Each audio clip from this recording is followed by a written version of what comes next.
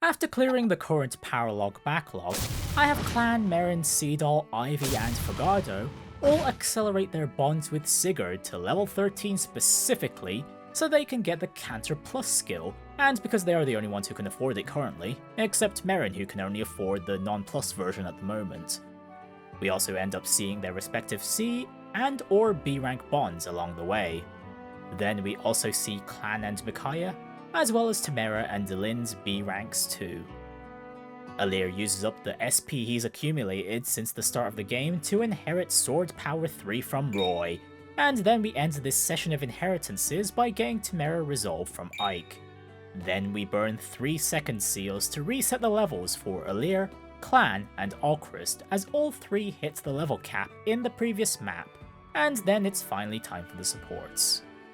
Louis and Alir go on a shopping trip to choose a gift to accompany a letter to Louis' siblings, one where he has no idea what to write about, and Alir advises him to write how he feels. As with all gifts, it's the thought that counts, and that gives Louis the idea of writing about his wonderful divine dragon friend.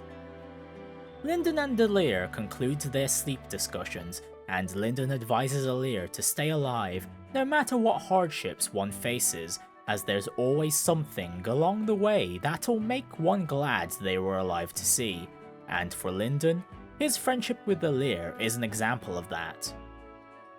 Lyndon finds Jean late at night struggling to get through his book on medicine, and Sleepman here of course advises the young lad to get some rest.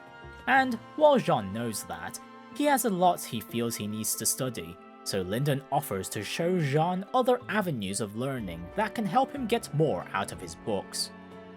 Louis is troubled by the joy being radiated by Ivy, as he prefers such feelings to be reserved for others, while he only acts as the facilitator for such moments.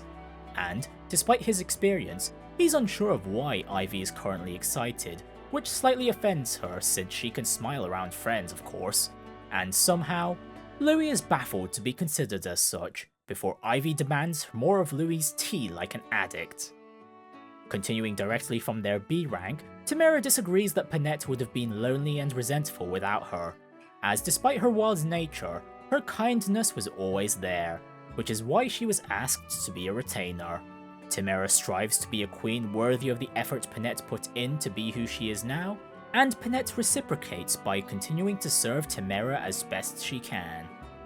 Alfred finds Ivy late at night, and Ivy is quick to deny that she's planning to commit murder or arson. Alfred doesn't believe that to be the case anyway, and explains he's here because Ivy looked lost, and she doesn't deny it, so Alfred offers to guide her. And with those out of the way, we finally return to the main story for Chapter 20. Zephyr finds out about the 2 rings they've lost back in Chapter 19 and gives Marnie a big ol' smack for that. Morvier tries to take responsibility for their blunder instead, only to be mocked by Zephyr, who's broken her prior promise and already cast her impulse-inducing spell on Vale, and then she punishes the 2 even further by knocking them out with Bolganon. Zephyr and Briss then discuss their next course of action, where the latter's job for the upcoming map is to be checking if Alir is Sombron's child. Alir and co finally arrive in the eerily silent Elusia castle, worried that the inhabitants might have met the same fate as the people at Givre Port, only to be welcomed in by Griss and praised for gaining 2 more Emblem rings before teasing them with the Ring of the Caring Princess, and suspiciously declares he'll return Celica if they beat him. Alir confidently retorts that they'll crush him, and Griss gets excited by those fighting words, leading us into the last Fog of War map of the game, where our current visibility only shows us a few corrupted around. We start at the bottom of the map, while Griss is located at the opposite end, and there are 2 treasure chests at each top corner. And even this late in the game, we're still being introduced to new tools, this time in the form of the Entrap Staff, held by a High Priest in the middle of the map, which is used to teleport foes to the user, so we'll have to be careful in entering their range, or at least make sure the units getting caught can potentially survive being mobbed, or use it as a means to not waste our own Warp Staff uses. I have Panette use the Speed Wing we got back in Leaf's paralogue, then I pass out torches and Illume staves to almost everyone. As for the rings, Fogado is given Corrin, Roy is placed back on Alir, and, making my investment in Resolve pointless, I give Tamara Ike. Ivy is given Lynn, and then I put Sharina S onto Lyndon. Everyone is put into position in the split I plan to do, and start the map, where Gris uses turn 0 to channel the power of Valentia's witches to teleport into the shadows, forcing us to play a game of hide and seek before we're given our goal of defeating the masochistic hound. Turn 1 has Tamara, who uses a torch, Alchrist, Seedal, Clan and Jean, who goddess dances, go left, making good headway into the second corridor row, with Tamara set with Great Ether to ideally take the enemy phase hits. The right side has everyone else. We quickly dispatch the remaining visible enemies on the bottom row corridor, and Ivy warps Merrin up to the next row so they can bait the first entrap. Louis engages and follows Merrin in to scout some more tiles. The entrap misses, and as for why I said remaining visible bottom row enemies, Gris slinks out of a single convenient tile not in the right torch's range and utilizes a new twist on Celica's engage attack with Ragnarok Warp, where the action order is reversed, so after blasting Panette, he teleports to a random tile in the shadows. Two thieves appear on the opposite sides of the central row corridor, and then we get to turn 2, where Great Ether gets wasted because no one wants to attack Tamara. Anyway, the right side clear out the weakened enemies in their path, and Panette pulls out an elixir from the convoy to heal. Merrin and Louis keep at the front and take out one of the cavalries in their way. Unfortunately, this leads to Louis getting Ragnarok warped by Gris, who was hiding further up north, and then finished off by a mage knight that was in the shadows at the west side, and Fogado soon falls too, after having been entrapped. This time the right side doesn't push as far in, focusing on taking down the thief on their end before pulling back. I make sure Fogado isn't in the entrap range this time, and then Ivy engages and calls doubles. As for the left team, I have them try to take out the thief in one go as well, but Clan misses the first crucial hit, so I shift into a defensive approach, having Seedal engage to use Bondage Shield to protect Tamara and Clan.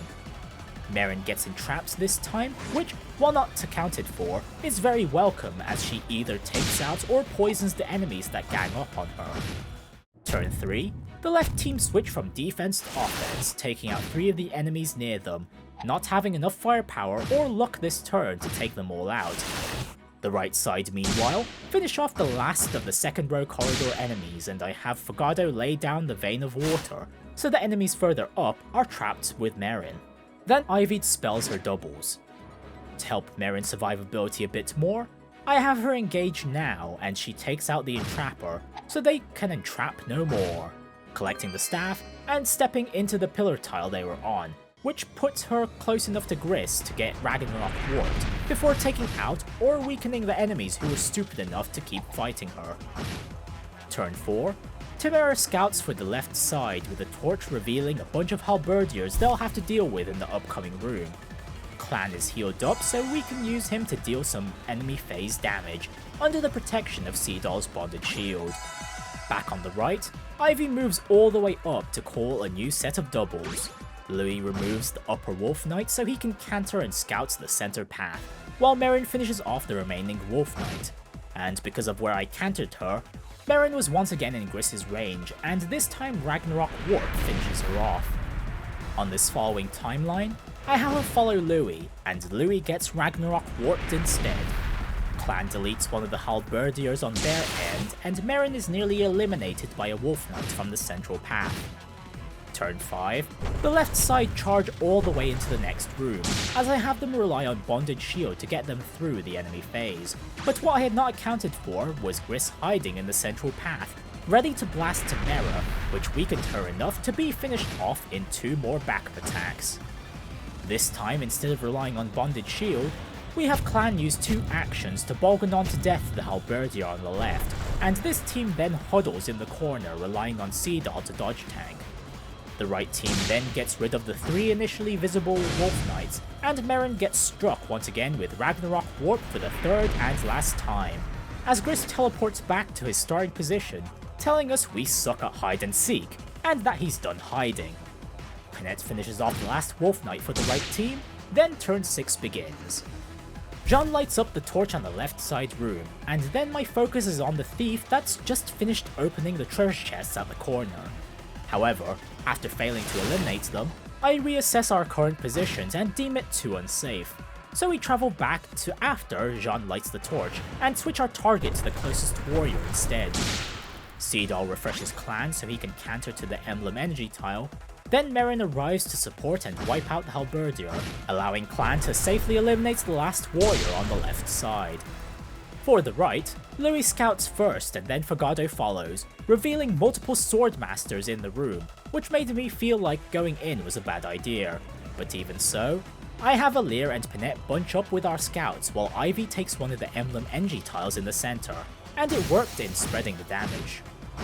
The troops around Gris start to move, and Gris himself makes his way to the left team, making the thief elimination a bit trickier, but we're able to take them down in one fell swoop on turn 7 with a refreshed Merrin, collecting the rescue staff and silver blades they looted, simultaneously setting up a wall with her, Clan and Seedal.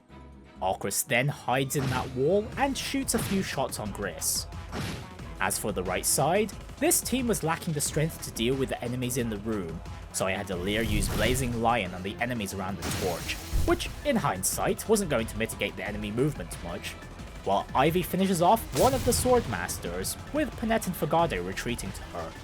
This all leads into Alcris taking a hit too many, and thus gets defeated by Gris.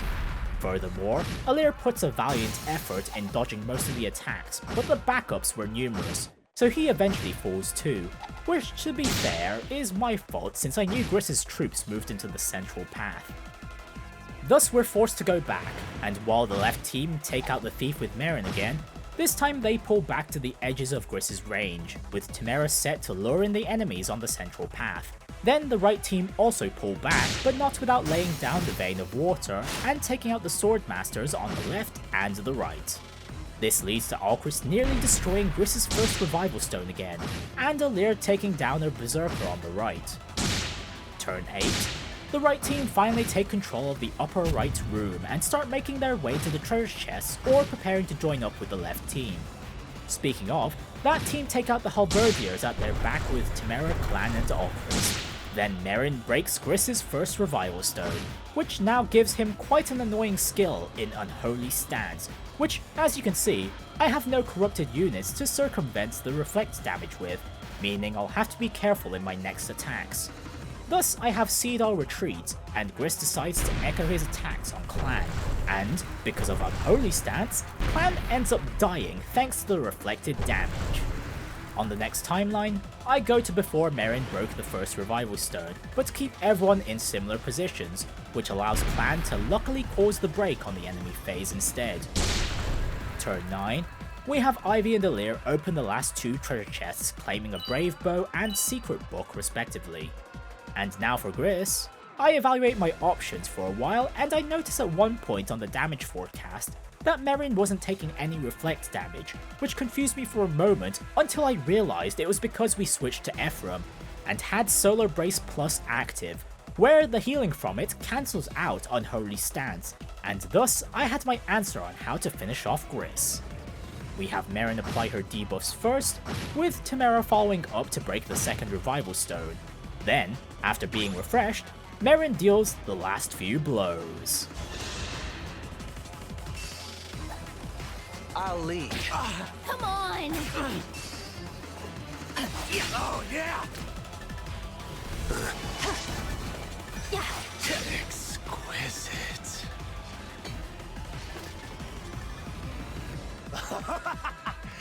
That's the good stuff right there.